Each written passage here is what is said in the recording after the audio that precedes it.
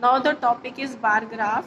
What is a bar graph? It is pictorial representation of numerical data by numbers of bars. We are to draw the bars, and the width of each bar should be equal, of uniform width, with equal spacing, and the space between all the bars should be same.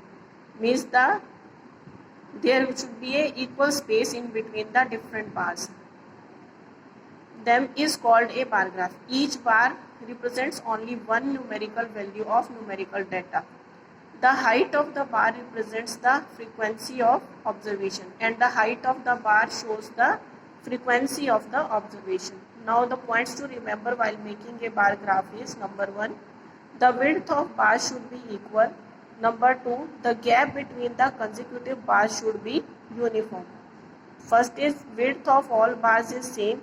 Number 2, the gap between the distance between the consecutive bars is same. That is, the gap between the consecutive bars is same. Number 3, bars may be drawn either horizontal or vertical. Here is a question to represent a bar graph. The following table shows the number of students participating in various games in a school. Game is cricket, football, basketball and tennis, and number of students for cricket is 27, for football is 36, for basketball is 18 and for tennis is 12. Now you can see here this 27, 36, 18 and 12, these all are the multiples of 3. Now according to these multiples we will draw the scale along the y-axis. It will be more clear from this graph.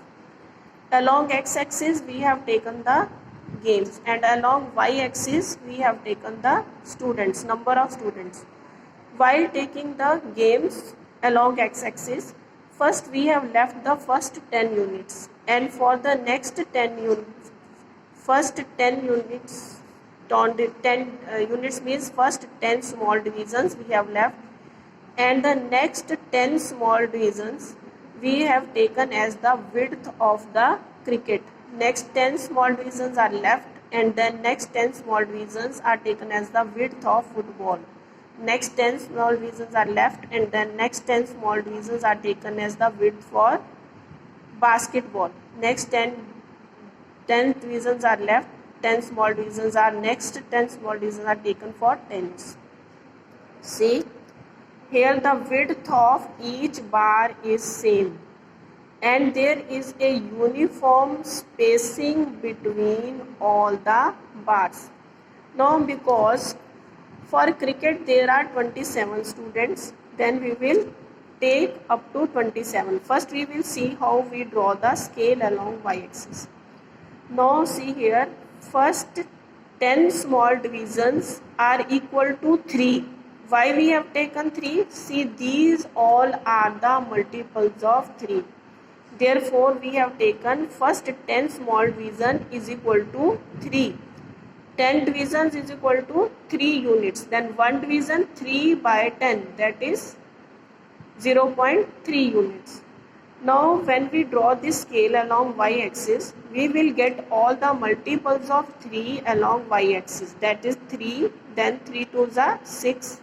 3 3s are 9, 3 4s are 12, 3 5s are 15, 3 6s are 18. In this way we get all the multiples of 3. Or otherwise we can also say that 0 to 3, then 3 plus 3 is 6, 6 plus 3 9, 9 plus 3 12, 12 plus 3 15, 15 plus 3 18. In this way we get all the digits along y-axis.